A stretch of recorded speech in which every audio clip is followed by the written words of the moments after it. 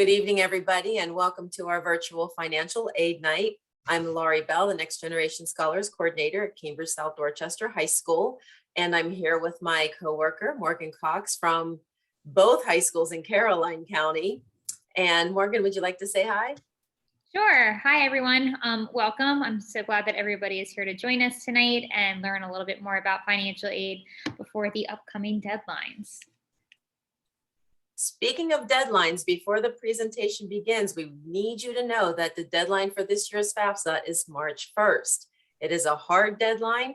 They don't want to receive it on March 2nd, so please keep that in mind as we have our presentation. We have with us tonight Laura Shahan. She is from Chesapeake College. She is the Assistant Director of Financial Aid there, and she has been a godsend as I've learned all about this to help the students. She answers questions very promptly. She's willing to help anybody on the Eastern Shore. And it's just so nice to have her be a part of our program and help our parents and families learn about the financial aid process for college. So without further ado, Laura Shahan. Thank you so much. That was like, you had me blushing there. But welcome everyone. Yes, again, my name is Laura Shahan. I am the Assistant Director of Financial Aid here at the college, Chesapeake College. Before I share my screen, I share my video, or my presentation, I do just a couple housekeeping things. Feel free, as Ms. Bell mentioned earlier, put your questions in the chat as we go through. As you have questions, we can answer them at the end. Or my contact information will also be given at the end, and your guidance counselors, as well as Ms. Bell and Ms. Cox, know how to get a hold of me as well in case you need anything. And I probably will say this more than one time tonight.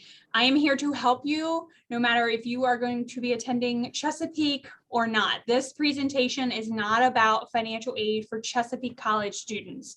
Financial aid is financial aid no matter what college you're going to be attending. While I would love for you to come to Chesapeake, but if you're not, that's perfectly fine. You're going to be doing a lot of the same forms, filling out a lot of the same applications, meeting a lot of the same deadlines, no matter what college you attend. So that's what tonight is about. Tonight's really about educating you on the financial aid process holistically, no matter what college you attend. So without further ado, I'm going to share my screen. Ms. Bell, just give me a quick little thumbs up and just let me know. I know we tested it, but just double check and make sure that we can see this. And now, let's see, let me exit. Oops. Good old technical difficulties here. Are we good? Can we see everything? I can't see you guys now for some reason, but so just someone unmute and let me know. Can we see my presentation? No, we cannot see it yet. Oh, you know why? I have to click share screen. That would be helpful, wouldn't it? Even though we've done this multiple times, sometimes still don't know what I'm doing. There we go. How about that? There we go. Makes total sense now. Okay. I promise I'm better at financial aid than I am technology. So again, tonight is a jam-packed agenda. We have a ton of things that we're going to talk about. First off, we're going to talk about what is financial aid, what really is the definition of it. You hear the word, but you're not really sure what those actual words mean. We're going to talk about what it means to have a cost of attendance as well as an estimated or expected family contribution.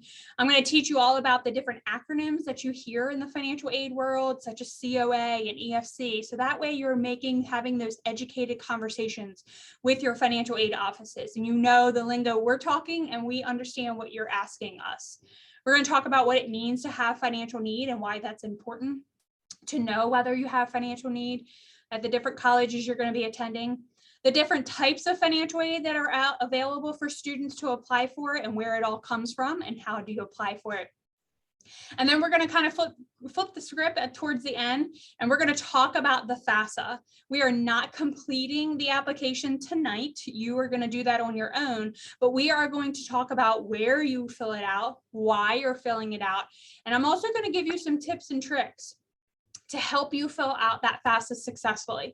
I'm going to tell you, for example, if they ask you this question, this is how you should be answering this accordingly, etc. So I got really it on make my sure you phone. stay with me towards the end, so that way you can successfully get through that FAFSA process.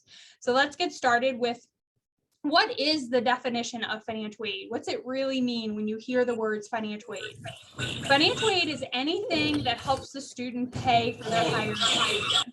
So any expense that the student has, they can use financial aid resources to help pay for them. Financial aid comes in forms of scholarships, grants, loans, third-party scholarships, private scholarships. Some employers can help you pay for your higher education, etc. So we hear a lot of students sometimes say, did my financial aid come in and did my loans come in? Loans are financial aid. Scholarships are financial aid. Grants are financial aid. Okay, they're not two totally different things. Financial aid is any source of funding that is helping that student pay for their higher education. So we at your college need to know a few things from you, the student, in order to determine what financial aid resources you're eligible for. One of those things we first have to determine is, what is the student's cost of attendance at the college that they're going to be attending? Every college has to have a cost of attendance, and every college's cost of attendance is going to be drastically different because there's different things built into each cost of attendance. There's direct cost and indirect costs. So direct costs are things you have to go to college. Tuition fees, room, board, books. Okay, these are your necessities. Then indirect costs. Indirect costs can be personal expenses, transportation expenses. You could have some fees built into indirect costs in certain programs that you're going to be attending, such as if you're going to be in our a nursing program. Let's say that program could be a little bit more expensive than other programs because of their indirect cost. And again, every cost of attendance is different. My cost of attendance is going to be different than Salisbury's, right? They're going to be different than UMES's. UMES's is going to be different than Bowie's, right? Because we all have different direct cost and indirect costs. But the student needs to know what their cost of attendance is at each college that they are going to be attending or even thinking about attending, because that's a huge part of in determining your financial aid eligibility. The second part in determining that financial aid eligibility is what the expected family contribution is, also known as their EFC. Now, this number comes from the student completing the FAFSA application each year. The FAFSA application is going to ask for a multitude of different things, such as income information for all family members, students, and parents, so, number of family members in the college, how many family members are in the household period, as well as maybe some asset information might be asked of the student and the parent. Your EFC is not going to change no matter what college you attend, because you're going to be completing the FAFSA for every college you attend. So your cost of attendance changes, but your EFC doesn't, because it comes from one FAFSA application. It's important to know what your EFC is from that FAFSA, because that's what we use to determine what your financial need is at the college you're going to be attending. We're going to take your cost of attendance minus your EFC and give you what your financial need is. So you'll see here in this example, I've given you a cost of attendance at your college of $10,500. You fill out your FAFSA and you get an EFC of $2,500. Your need at that college is $8,000. Now remember, I said that cost of attendance changes at each college. So you may go to Salisbury University and they may say, yes, you have financial need. You're eligible for financial need-based grants, scholarships, loans, etc. But you may go to another college, and that other college, you do not have need. And because your cost of attendance is going to change at each college. So please don't be alarmed where you are having different conversations with those different colleges. And you're here, you hear on one college you have financial need and another college you do not. And this is why. This is kind of the simple formula that we use in order to determine that need. Now, our goal at the college, and what your goal as students is to be able to get this need as low as possible, because that means your cost of attendance is being met. So how do we get that need as low as possible? Well, we apply for financial aid resources that are available for students. There's two major types of financial aid. There's gift aid and there's self-help aid. Students, gift aid is the money you want. That's the free money. It comes in forms of grants and scholarships. And then self-help aid is loans and employment sources. And we'll talk about each one of those, but let's talk about the good stuff first. Gift aid. That's the money we want out there, okay, guys?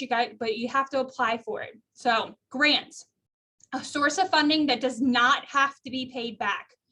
It is normally, most grants are awarded based off of financial need. So again, you have to have that FAFSA completed each year, and you do have to demonstrate financial need at the college you're attending. Scholarships are another source of funding, free source that does not have to be paid back. However, most of the time, scholarships are based off of merit. So what does that mean? That means, what are you like as a current high school student? Now, I know we have a couple of different high schools in this audience tonight, but think of how you are as a high school student. What's your GPA? What major are you thinking about? What county do you live in? What extracurricular activities have you been involved in inside school? And more importantly, outside of school? What are you like as a student? That's normally what scholarships are based off of. Now, sometimes there are scholarships that are based off of financial need, but most of the times they are based off of you as the student, okay? Self-help aid, loans. Loans are an awesome way for students to pay for their higher education, a great way to invest in their future, but you always want to be careful with loans because you do have to pay them back. So please, students, be very educated about the loan process. Talk to your school's loan counselors about borrowing only what you need. Your school may award you a lump sum of loan funding, but do you really need that amount of funding? Could you lower that loan amount and apply for another scholarship to be able to help you pay for your higher education and keep that loan amount as low as possible? Because remember, you have to pay those loans back, okay? And another self-help aid tool is the work study program. And we're going to talk about this one in a little bit more detail in a few slides. But it's a way for the student to work either on or off campus and earn a paycheck to help pay for their higher education expenses, either personal expenses or things such as room and board. And like I said, we're going to talk about this one in a tad bit more detail in a few slides. So where does all the money come from? Okay, so where do the grants and the scholarships and the loans and the work study programs, where is it all coming from? Well, the federal government has funding to award students. The state of Maryland has money to award as well. The college that you're going to be attending also has money to give in forms of institutional grants or scholarships. Private sources out in your community have money to give students, and we're really going to talk about this as well tonight, because this is the largest source of funding that goes unawarded every single year. So I really want to make sure you guys tap into that source of funding this year and make sure you're maximizing your financial aid resources. And then your employer or your parent's employer could have money to award too, and we'll talk about that as well. The federal government, it is, like I mentioned, the largest source of financial aid resources available to students. Most of the time it is financial need based. You must complete the FAFSA each year in order to be considered for any federal grant or loan program that the federal government has to award students. Now, I will tell you, the numbers that you see tonight are not current figures. For you guys being seniors, you are the 2022-2023 academic year. The current figures that you see are for 2021-2022. The federal government has not balanced their budget, nor has the state of Maryland. So unfortunately, we do not have 22-23 figures to give you tonight. But I like to show you these figures just for you guys to kind of, pencil them down. Do not put them in pen. They will change, but it gives you an idea, okay? Let's talk about the largest source of funding that the federal government has. The Pell Grant program is a grant-funded program. It is based off of financial need. Your EFC this current year had to be less than 5846 in order to be eligible for Pell. And the maximum Pell Grant award you could receive was $6,495 for an entire year, academic year. Okay, it does all go off of financial need, so they do work themselves up of a graduated scale. The Supplemental Education Opportunity Grant, also known as SEOG. You do have to be Pell Grant eligible for this fund. And right now, the maximum amount that you can receive is $4,000 in 1 year. Now, here's what you want to know about this program. This program, we all at each college, we get an allocation of funding in this program, which means it's normally awarded off a first come, first served basis. This pot of money always runs out. Okay, so it is extremely important that you talk to your colleges that you're thinking about attending and ask them what their FAFSA filing priority deadline is, because you want to make sure that you're getting your FAFSA in on time. So if you're eligible, you can be awarded SEOG. I always tell students, money and deadlines go hand in hand. You miss out on a deadline and you can miss out on a large pot of funding. The Pell Grant funds, they never run out. So no matter when you apply, if you're eligible for Pell, we have to award it to you. But SEOG will run out every year. The Teach Grant. This is for students as listed in this slide who tend to teach full-time in high-need subject areas to low-income families. This starts out as a grant, but it is a service obligation grant. So if for some reason you do not meet the service obligation listed there for however long you receive the funding, it turns into a loan that you have to pay back to the federal government. Iraq and Afghanistan grant. I'm not going to go over that one in detail. The details are listed there if you need that as well. The work study program. Again, I mentioned this a few minutes ago. This is a fantastic way for the student to help pay for their higher education. They can work on or off campus, and it's a very part-time job. They're not working 40 hours a week, mom and dad, I promise, but they're working possibly in between their class hours. They're working maybe on Fridays if they're off, and they're earning a paycheck just like a normal employee would. And it's helping them with pizza money or gas money or rent or books or anything that they may need. For example, I have work study students in my office. This is actually how I got started in the financial aid world. I was a financial aid work study student. We have work study students over in our tutoring center. Some of our athletes are work study students, etc. Just to give you an idea of kind of where job positions could be available. Some colleges will, instead of giving the student a paycheck, when the student works, they'll reduce those earnings from their room and board balance. So how you sign up for the work study program is on the FAFSA. It's going to ask you if you're interested in the federal work study program. Yes, no, or I don't know.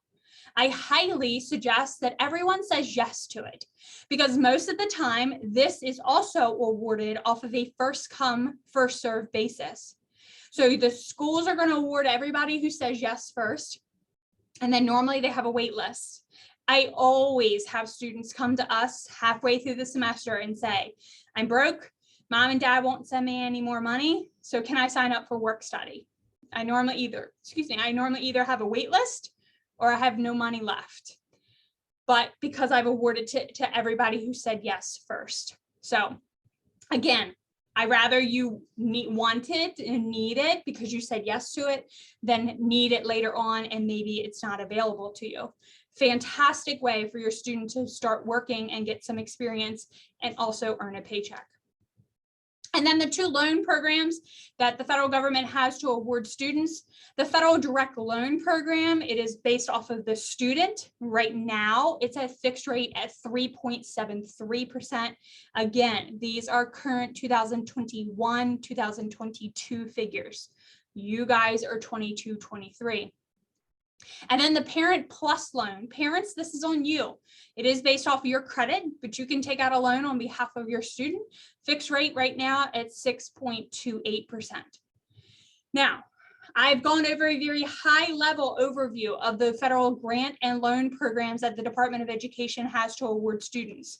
Please do more research on, studentaid.gov. That is the Department of Education's federal student aid website, where you can go into much more detail than what I can get into tonight on all of these programs.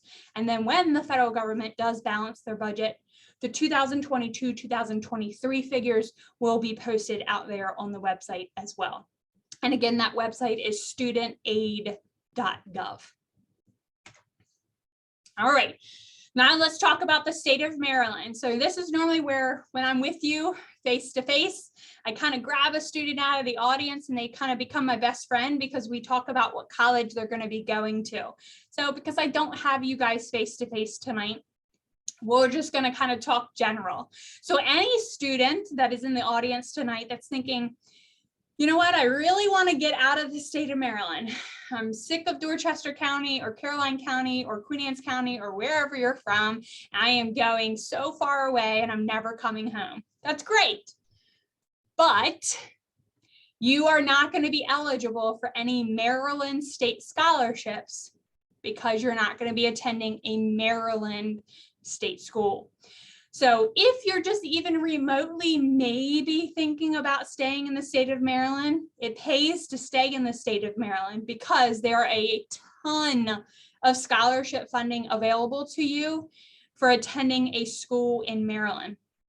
So I'm going to talk about a few of them. I encourage you to go on MHEC's website, which I have listed here, in order for you to research a lot more of the different Maryland state scholarships available for you. You are normally do have to have either financial need or be a merit-based student for Maryland state scholarships. You do have to complete the FAFSA each year. And I'm gonna say this probably more than once tonight. I'm kind of circling it here on this screen.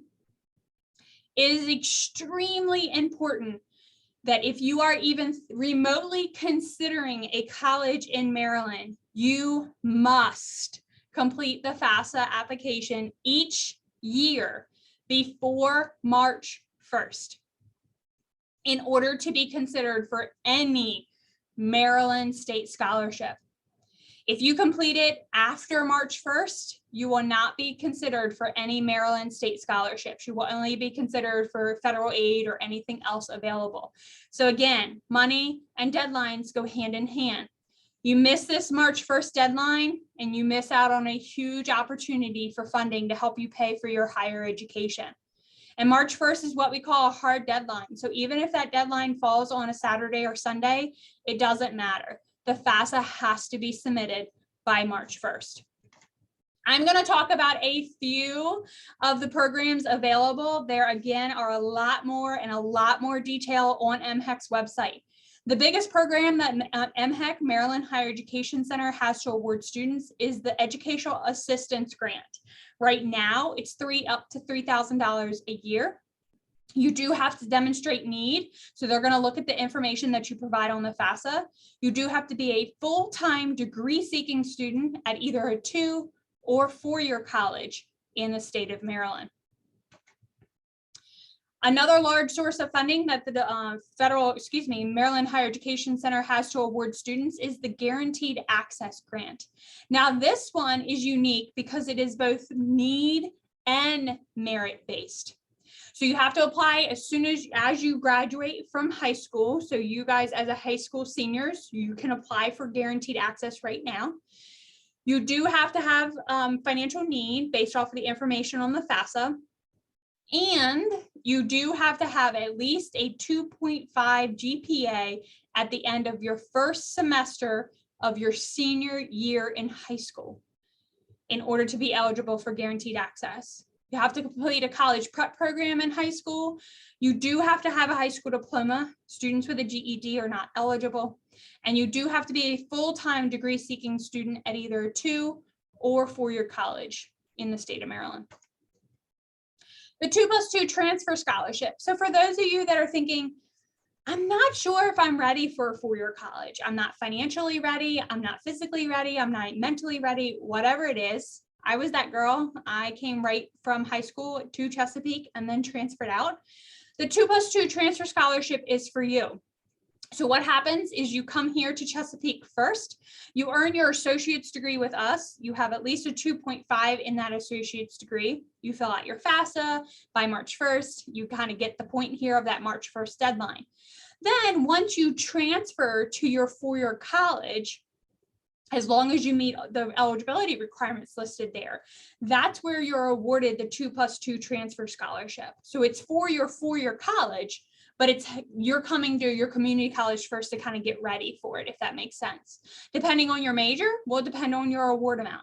So again, for those of you who are like, you know what, I'm just not 100% sure a 4-year college is right for me right now, then come to Chesapeake first. And let's get you ready for the 2+2 transfer scholarship. Senators and delegate scholarships. These are extremely important scholarships and ones that students just don't always think about. We always kind of forget about these scholarships. So let's talk about them really quickly. High school students, obviously you guys can apply for those, but I always like to point out for parents that are maybe in the audience, if you are thinking about going back to college, you can apply for senators and delegates as well. Or maybe you have other children at home that are going back to college, either undergrad or grad. They can also apply for senators and delegates as well. They pretty much mirror each other when it comes to how you apply. Fill out the FAFSA by March 1st. You have to demonstrate financial need at the college you're going to be attending, which again comes from that FAFSA. But really, really important is most of your delegates and your one senator are all going to have different applications you are also going to need to complete. So it's not just the FAFSA. It could be separate applications. So you either need to research that by going on their website or calling them or shooting them an email, or your guidance counselors. I know your guidance counselors at the high schools that you guys attend, and they are one of the best high school guidance counselors that we have and kind of, that we have a relationship with. And they are letting you know this. Out on your Naviance portal, a lot of them have folders in their office. You just got to go to them and you got to ask them and you got to use your Naviance portal. Okay. When the senator and your delegates send in the application to your high school guidance counselors, your guidance counselors are sending that out to you guys. So please make sure you're paying attention to your announcements, your Naviance portal, your bulletin boards outside your guidance counselor, your file cabinets in your guidance counselor's office. It's all out there.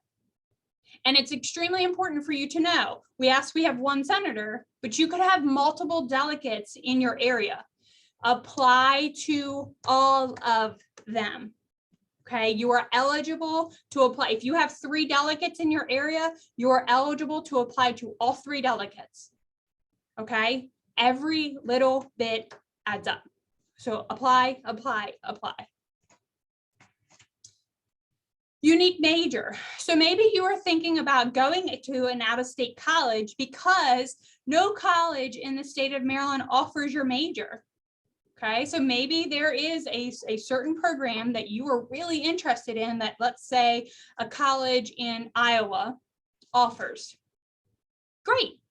You could be eligible for the unique major scholarship, where as long as you meet the eligibility requirements, you fill out the applications, etc., you can take your senator and delegate scholarships with you to that college.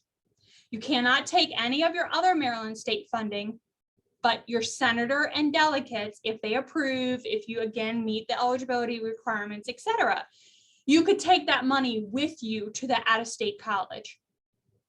Okay, you will still be charged out-of-state tuition, but it does give you the opportunity to take a little bit of Maryland funding with you to an out-of-state college.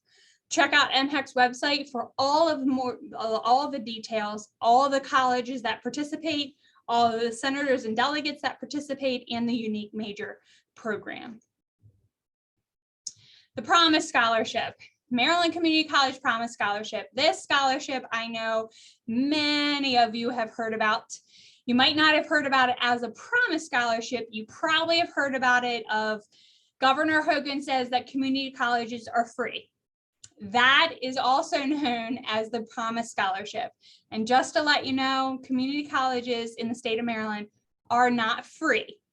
But we do have the Promise Scholarship that allows you to have an opportunity to possibly have your tuition and fees paid for through this scholarship program. So let's talk about it. You have to fill out the FAFSA by March 1st. You do have to have a certain income level on that FAFSA each year. You do not have to be Pell Grant eligible. Okay, so that's really important for you to know. You just have, there's a separate income requirement that MHEC puts out for the Maryland Community College Promise Scholarship. So it's need-based, but it's also merit-based.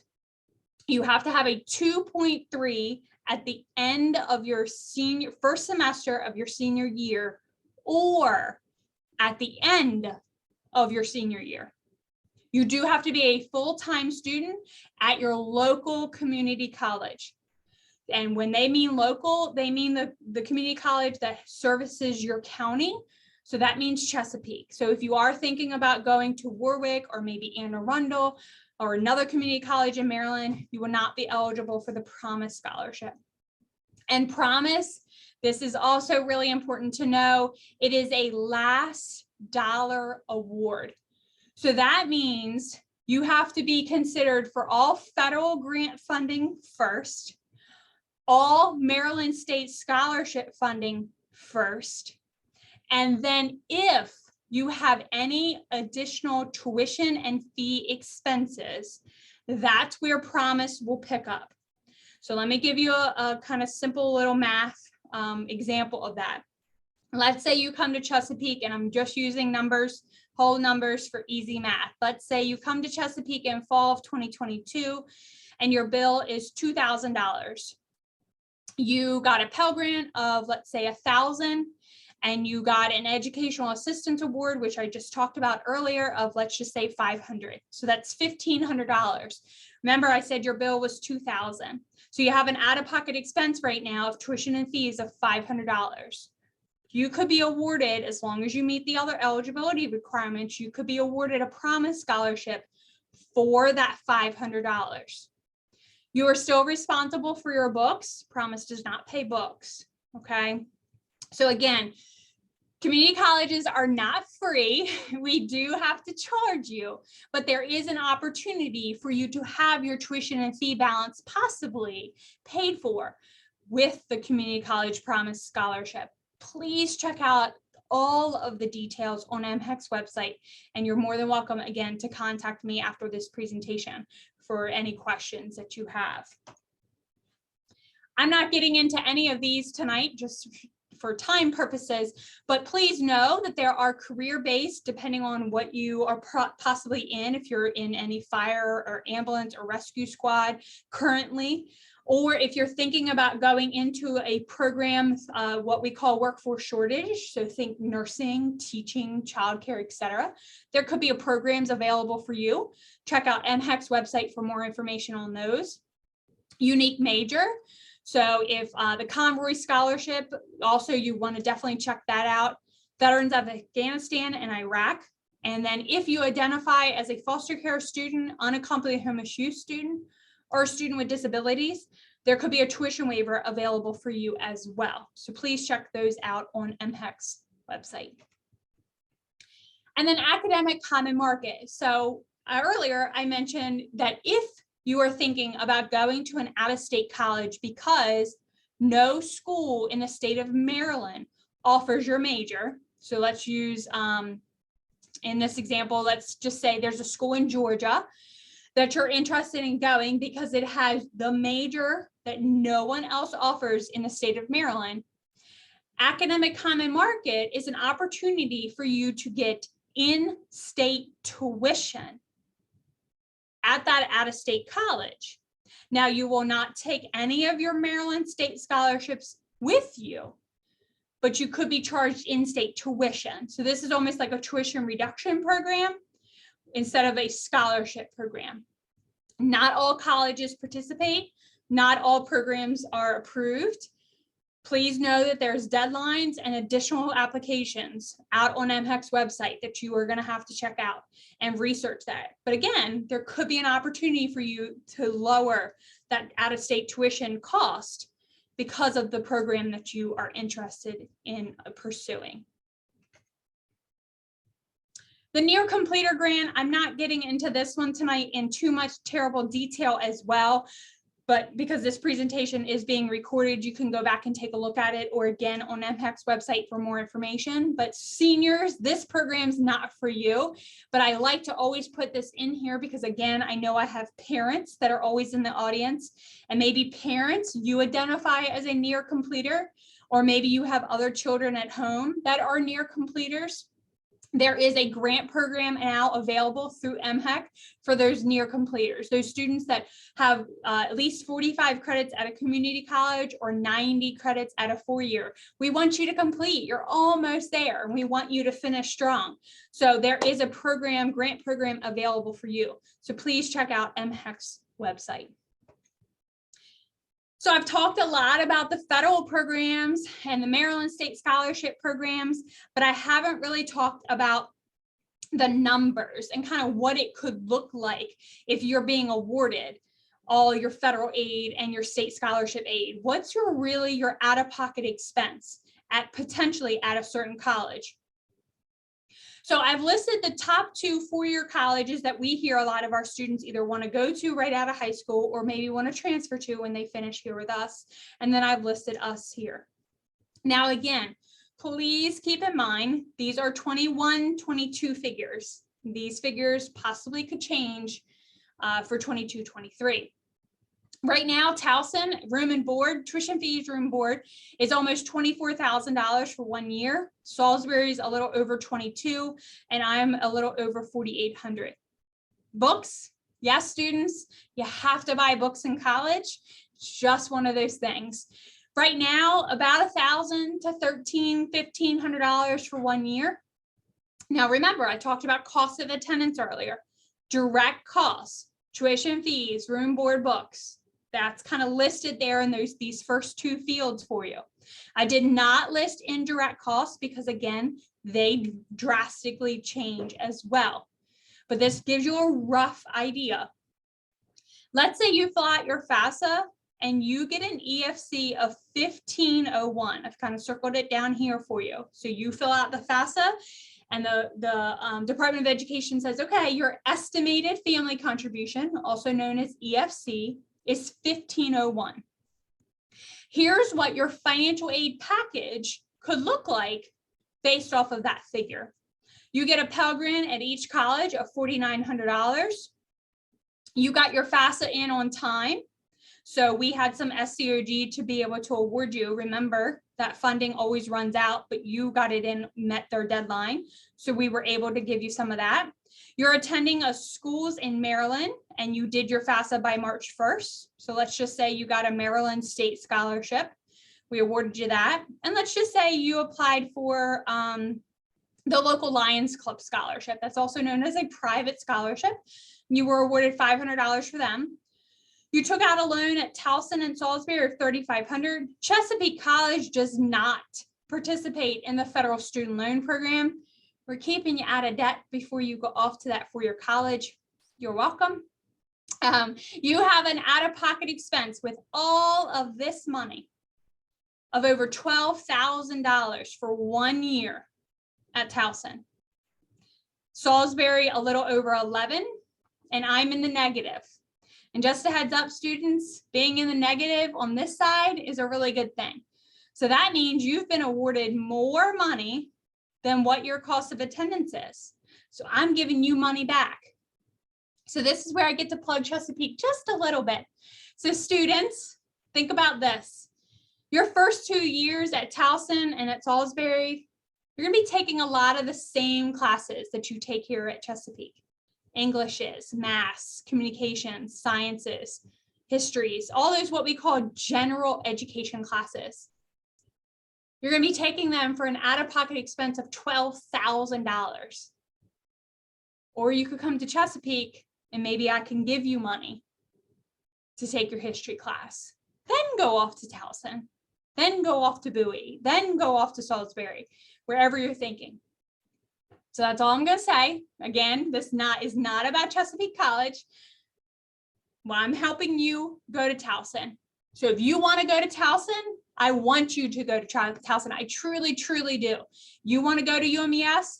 I want you to go to UMES.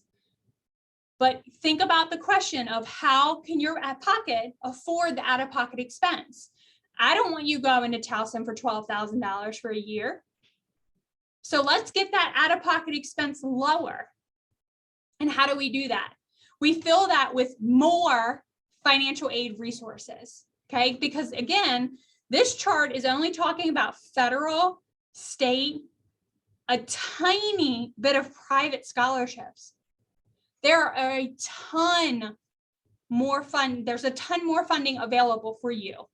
You just have to know about them and you have to apply.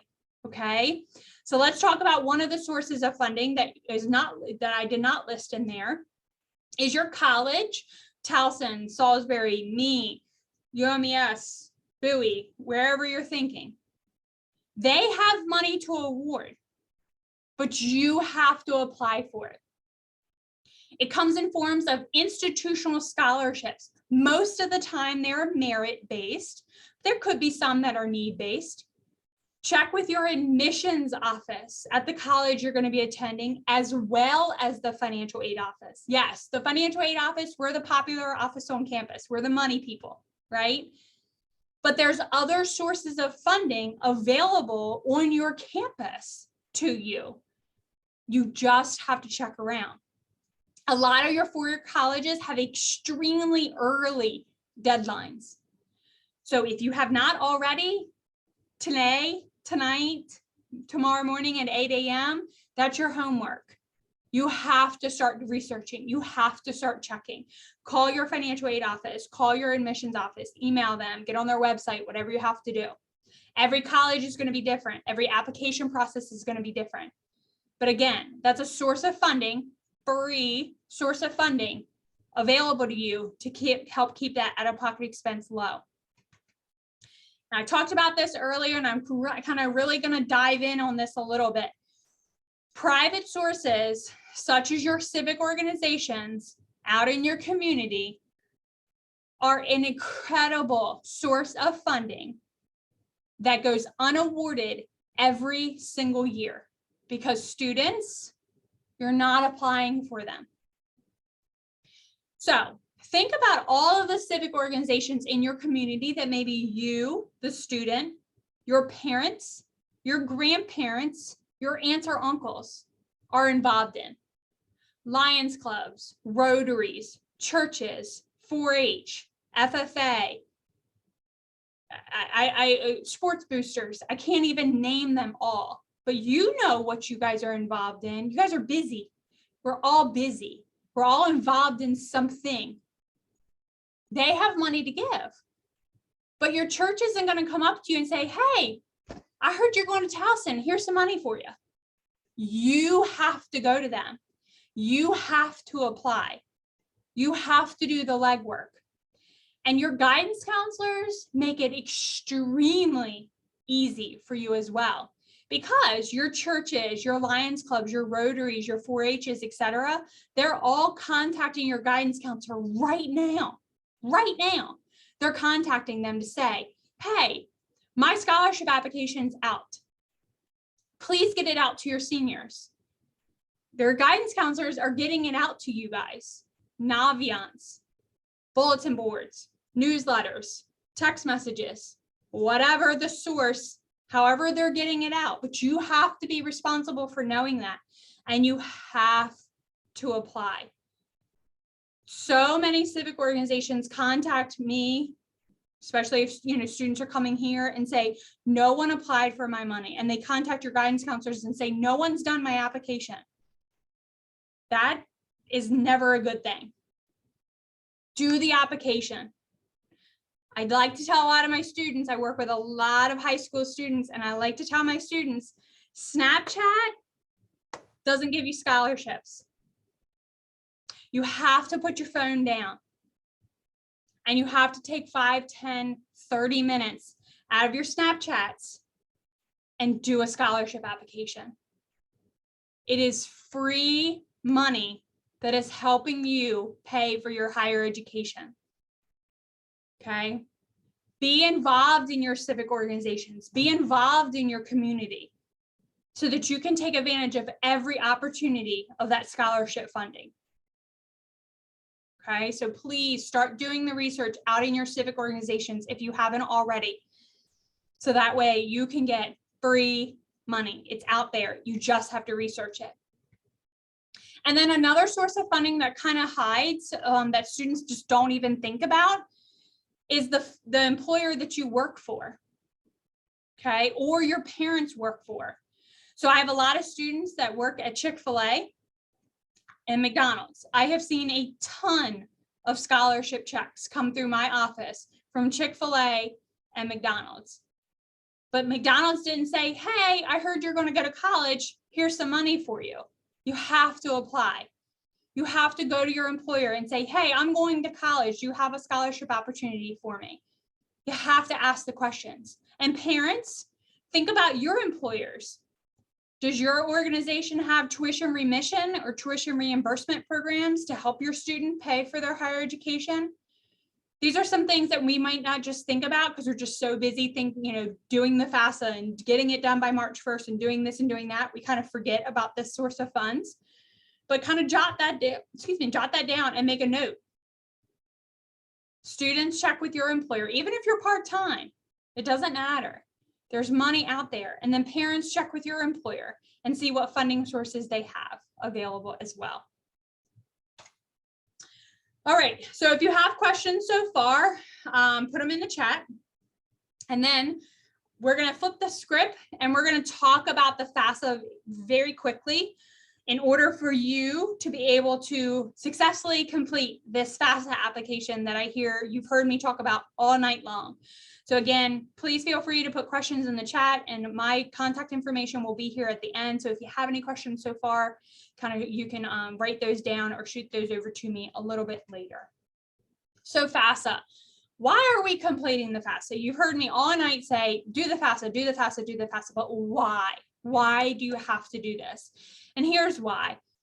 So the class of 2018, just a few years ago, left $2.6 billion, yes, billion dollars of free grants, scholarships, free. This does not mean loans. Free financial aid resources on the table because they didn't do the FAFSA. You have to do the FAFSA. And I hear a lot of students say, well, my brother, he went to Salisbury a couple years ago and he wasn't awarded anything. So I'm not going to do it because I know I'm not going to be awarded anything if I go to Salisbury. Now, remember I told you cost of attendance changes each year. So Salisbury's cost of attendance has changed since your brother went. Income information changes kind of each year, especially now. We're in the middle of a pandemic. That changes each year. So your brother's income information on his FAFSA from a couple years ago could be different than the income you're going to put on your FAFSA. And just because you're not eligible for this pot of funding does not mean you're not eligible for another pot of funding. But I don't know what you're eligible for without the FAFSA. I always kind of think of it this way, like it's kind of like the wheel that gets everything moving. You have to do the FAFSA because you just never know what you could be eligible for. What is the FAFSA? FAFSA stands for the Free Application for Federal Student Aid. It is simply an application you're completing to apply for financial aid resources. It is not money. FAFSA is not money. A lot of students will contact us and say, did my FAFSA money come in? Did my FAFSA scholarship come in? FAFSA is not money. FAFSA is an application you use to apply for financial aid resources, such as grants, scholarships, and loans. You do it on studentaid.gov. And I referenced that website earlier. That's the Federal Student Aid Department of Education's website. You guys are 2022, 2023. That's you as a senior. Fall 22, spring 23. That FAFSA has been available for a few months now, October 1st. It will always come out October 1st. So whatever you have to do, put it in your phone calendar, circle it on your calendar, on your fridge, October 1 to March 1. You want to get that FAFSA completed. If you're going to be going to a college in Maryland, or even thinking about maybe going to a college in Maryland, you complete it after March 1st, you're only going to be considered for federal grant funding. You can still complete it after March 1st, but you're not going to be considered for all the source of funding that you may be eligible for. So if you haven't done your 22-23 FAFSA, guess what your homework is tonight, this weekend, tomorrow, whatever you get a free second. You got to do the FAFSA, okay? You'd want to do your FAFSA on the computer, great, but we know you students are on your phone. You're probably on your phone right now. So you can do your FAFSA on your phone through the My Student Aid app. And I will say it's extremely user-friendly. I have tried it in a few demo trainings that I've been in, and I like it. It is very user-friendly. I'm old school. I like a computer, but students, we have to meet you where you're at. You're on your phone, literally all the time. So you can do your FAFSA on your phone. And remember, FAFSA is an application for the student to complete. This is the student's application. Parents, this is not your application. This is the student's application, so they need to complete it.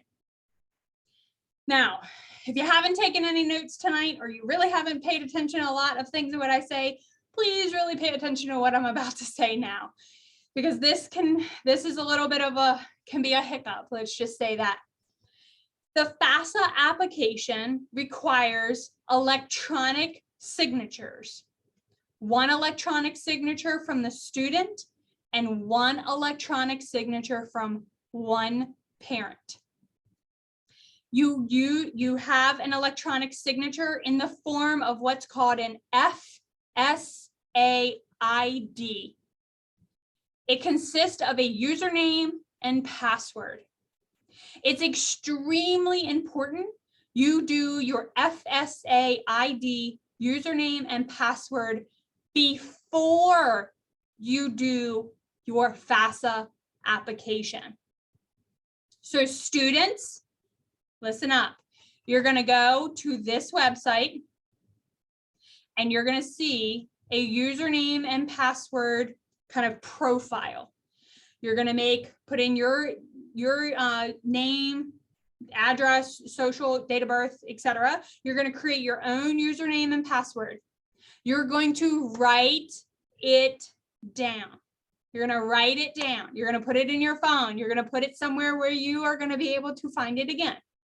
You're going to exit out, and then parent, you are going to go to the same website and do this exact same process for yourself, because again, you're creating an electronic signature for the student's FAFSA. Okay, write it down, put it in a safe location. Exit out of that page and then do the student's FAFSA. And at the end of the FAFSA, it will ask you for the username and password for both the student and the parent. I highly suggest you do this first, because again, this can slow the process down. Okay, a lot of people kind of get this mixed up and a little confused. Do this process first. Now, we at your colleges are not allowed to have access to this information due to security purposes. So if you get stuck, if you get locked out, if you get just in jam, you have to contact the Department of Education, and their contact information is listed all on those websites, and they'll be able to kind of guide you through that process. But do this first before you do the FAFSA. What else are you going to need when you complete the FAFSA? The student and parent Social Security number, the Social Security number, name, and date of birth that is listed with Social Security Administration must be used for financial aid purposes. Citizenship status, the marital status for the parent as of the day the FAFSA is being completed. And I'm going to talk about that in a little bit more in detail. Selective services. This is for males between the age of 18 and 25. It is no longer required that males register with selective services. It is still a federal, or excuse me, not required for financial aid purposes.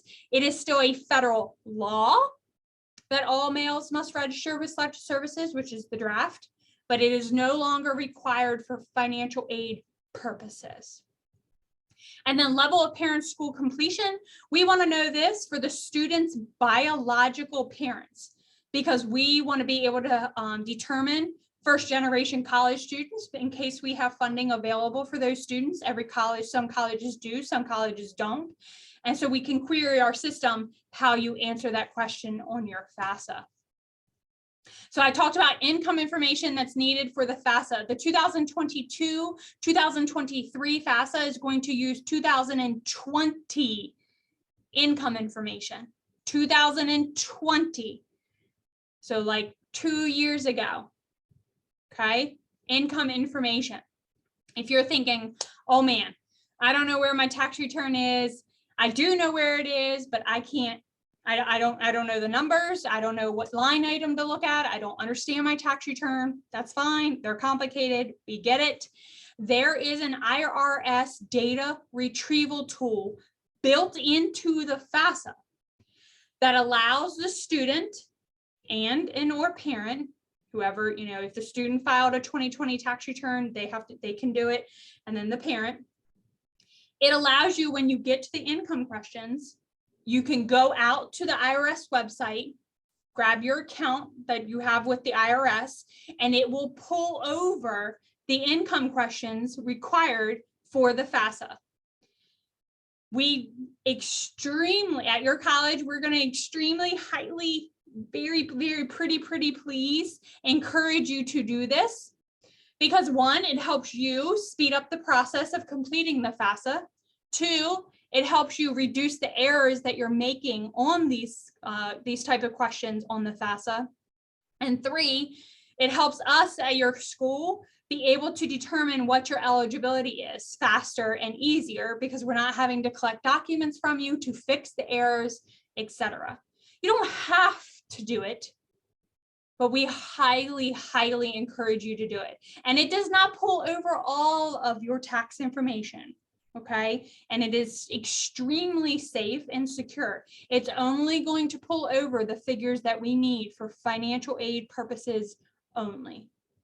Okay, so try to use the IRS data retrieval tool. I think you're going to find it extremely helpful. Now, students, if you're thinking, well, I am 17, about to be 18, I'm independent, I don't need my parent information on the FAFSA. You do. You are going to be considered a dependent student until you're the age of 24, married, have a child of your own you solely support, etc. The FAFSA is going to ask you a multitude, about 13 to 14 dependency questions. And if you say no to all of those questions, you must provide your parent information on the FAFSA. So you're thinking, well, who's my parent for financial aid purposes? So students, if you're not in the audience, parents, if you're in the audience, you have to kind of put on your student hat right now as I ask you these questions. I know there's some dynamic situations, family situations, but for the most part, the student has to answer these questions to themselves. These are not going to be asked on the FAFSA, but in order to determine who their parent is, to put on their FAFSA, ask yourself these questions. Are the students' parents, either biological or married, married to each other as of the day the FAFSA is being completed? So biological mom, biological dad, married to each other, have Laura the student, great. That's who the parent is on Laura's FAFSA. If not, move on to question 2. Does Laura, the student's biological parents live together? Biological mom, biological dad live together, might not be married, but they live together with Laura in the same household. They both have to go on the FAFSA. If not, question 3, and this is the biggest question we are always asked. Which parent did the student live with more in the past 12 months? Which parent did the student live with more in the past 12 months? That is the parent, biological parent, for financial aid purposes. It does not, and I repeat, does not go off the parent that claims the student on their tax return. Who does the student live with more? Okay, now take that parent and move on to question 4. Is that parent remarried? So biological mom is now remarried to a step parent. That step parent must go on the FAFSA. And that is a must. If a step parent refuses to go on the financial aid application, there is nothing that the schools can do. That's called a rejected FAFSA, and rejected FAFSAs are not awarded FAFSAs. Now, again, I know there's extremely dynamic situations. Let's talk about them. I can help guide you through that. I will say grandparents, cousins, aunts, uncles, a relative that's not biological are not the parents for financial aid purposes. They cannot go on the FAFSA. But there might be a situation where biological parents cannot go on the FAFSA. We can talk about them, and we don't need to talk about them tonight. You know, if you have a very personal situation, I am perfectly fine talking via email with you over that situation, and we can get that student's FAFSA filled out correctly. Okay. As we wrap up here tonight, I just want to point out some tips and tricks for you, because students, I've said this a lot tonight, this is your application. But I really know, I've done this a really long time, I really know that the parent is the one doing it. So parents, this tip and trick is more for you. When you are filling out the student's FAFSA, please pay attention to what pages you are on. You'll see here at the top, the FAFSA starts out all about the student because it is the student's application. And any time that you see the word your, this is about the student. So please put in the student's social security number, the student's first name, the student's date of birth. We are busy and we get in front of the computer and we're just trying to get this done and over with, and we see your first name and we start putting in our own. No, this is all about the student. It will come over to you. Now you'll see all here where it says parent. Then it'll say, what is your parent's social, parent's name? Now parents, it's all about you. So please really, really pay attention to that. You don't know how many times we have rejected FAFSAs because this information is not correct. So really, please make sure you pay attention to that. A couple other things, I've talked about these throughout my presentation, so I'm not going to bring these up again. But a lot of things I want to a few other things I want to talk about is down here, real estate and investments. Do not include the home you live in as real estate. Do not include the home you live in. Now, if you have a second home, a rental home, a beach home, vacation home, however you want to call it, you have to include that, but not the home you live in. Please use your street address when you're filling out the FAFSA or any financial aid application for that purpose. Do not use your PO box, because Maryland Higher Education Center, to award Maryland state scholarships, cannot determine if you're a Maryland resident with a PO box. So your FAFSA will not be considered for state scholarships if you list your PO box. And I'm going to take this, I need to add this to my presentation. I'm going to take this a step further. High school students, do not use your high school email address on your FAFSA, scholarship application, anything. Don't use your high school email address, because your high school is going to cut you off from that email when you graduate, and you're going to need to get into that email eventually. Please use iCloud, Hotmail, Yahoo, Gmail, whatever you have. Don't use your high school email address. And then this includes your Maryland school and your FAFSA. I kind of hinted to this earlier, but students, I know you guys really want to get out of the state of Maryland. You're just itching to get out. I get it. But here's the thing. You can list up to 10 colleges on the FAFSA at one time. Let's say you list Delaware, a school in Delaware, a school in Iowa, a school in Florida, and a school in Texas. Because remember, you're never coming home to Maryland. You're getting out of here. You're getting out of the cornfield and you're going to the city. Great. You get your FAFSA done. Let's say you do it tomorrow. You get it done. You get it over with. You met that March 1st deadline, right? Let's say you decide to go to Florida. You get to Florida. You graduate from high school. You get to Florida and it's July. And you move in and you don't like your roommate. You don't like the food. You don't like the school, whatever it is. Or we're in the middle of a pandemic and you have to come home. So you come home and let's say you're here with me, or you're at Salisbury, or you're at Frostburg. I don't know, a school in Maryland. But guess what? You were not awarded any Maryland state scholarships because you didn't list a Maryland school on your FAFSA. Because remember, you weren't coming home. Now, let's say you list all those out-of-state colleges and you list a school in Maryland. It doesn't have to be me. This is not about Chesapeake. You can list any school in Maryland. And you do have to come home. There could be a pot of money waiting for you from MHEC, from Maryland Higher Education Center, because remember, you listed a Maryland school on your FAFSA. You never come home. You have the greatest time of your life in Florida, and you are successful and you are happy. I am happy for you.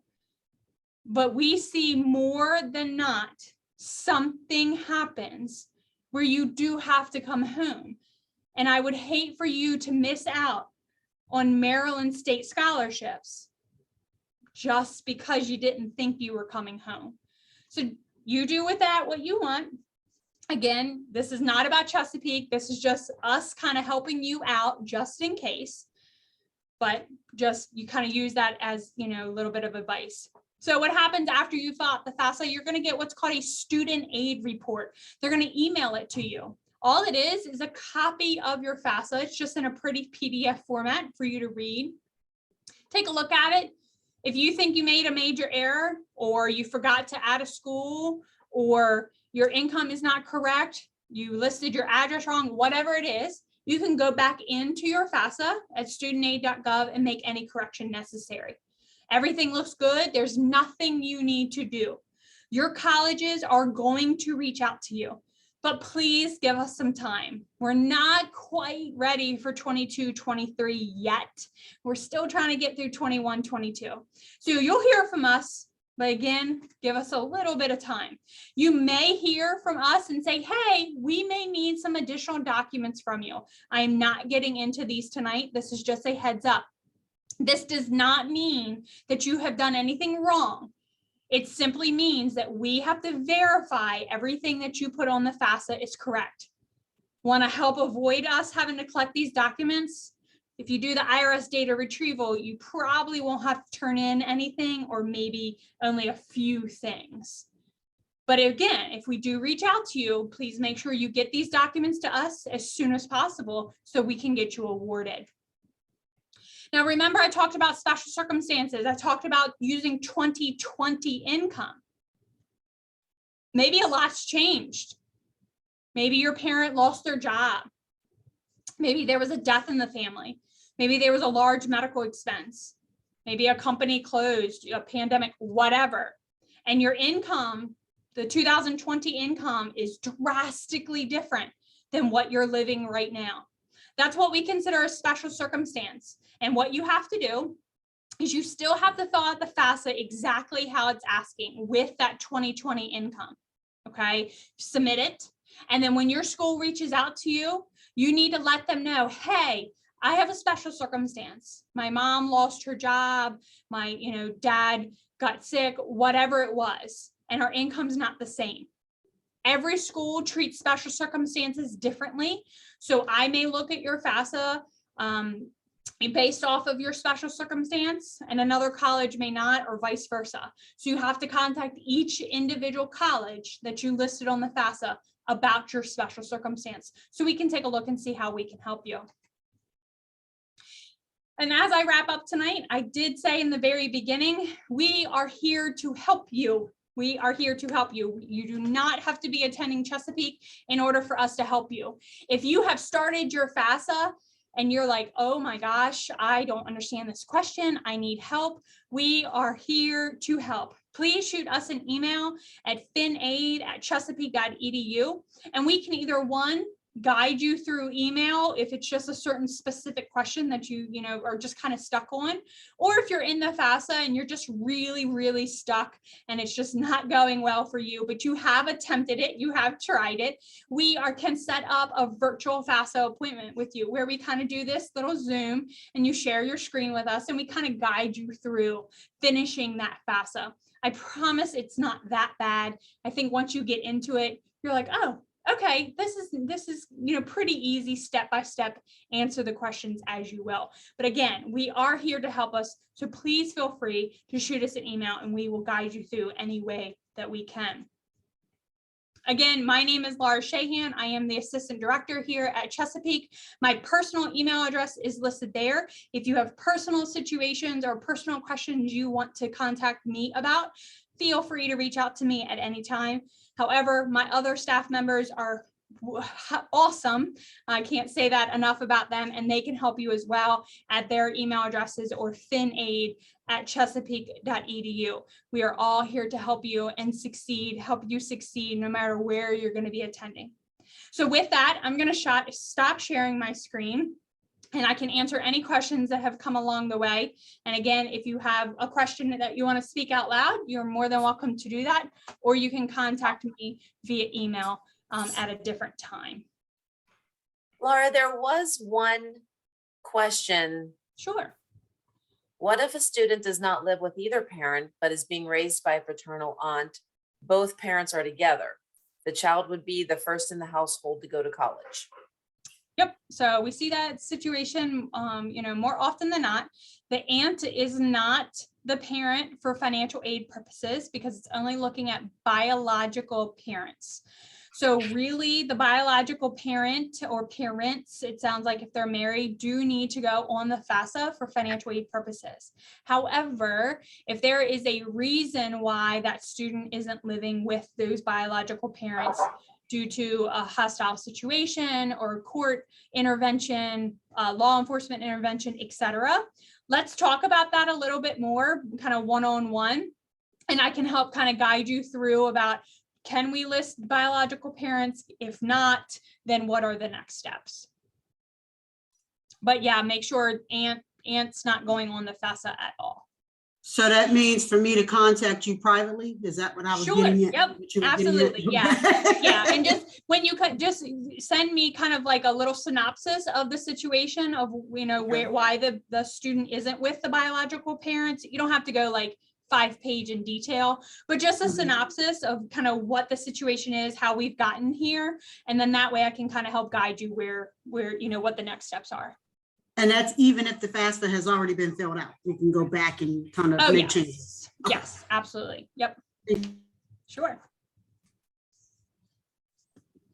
Any other questions? Another question was asked if this would be able to be seen again. And yes, we will be posting it on the MBRT YouTube channel. As soon as it is posted, we will share the link to that video for everybody through the email. Awesome.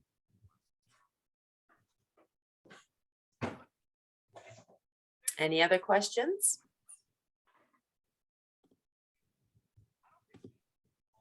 No? All right. Well, I know you guys are probably like, I don't know what just happened in that hour and 15 minutes. So feel free to kind of digest this. I know it's a lot of information, but I hope you found it helpful. I hope you were like, whew, okay, now I kind of sort of think I understand this, but definitely know that I am here to help anyway. If you are 2 o'clock this, tonight thinking, what did she say about that? Feel free, shoot me an email and let's talk about it some more. And I'm definitely here to help you for sure. I know it's a lot of information. And to all of our guests that are with us today, I had just posted a survey link in the chat, which would be very helpful to Mrs. Coxon and myself, so that we can get the feedback of how we can maybe help you more as we get closer to the deadline, maybe how we could present this more efficiently or better for you. So if you could take about 2 or 3 minutes and complete that survey, it would mean a great deal to both of us. Ms. Shahan, Laura, thank you so much for doing this for us this evening. As always, I learn something new every time I listen, and it's also very helpful that we can all reach out to you at any time, and we appreciate your responses. Thank you so much for being with us tonight. You are so welcome. Good luck to all of you. And remember, get that FAFSA done.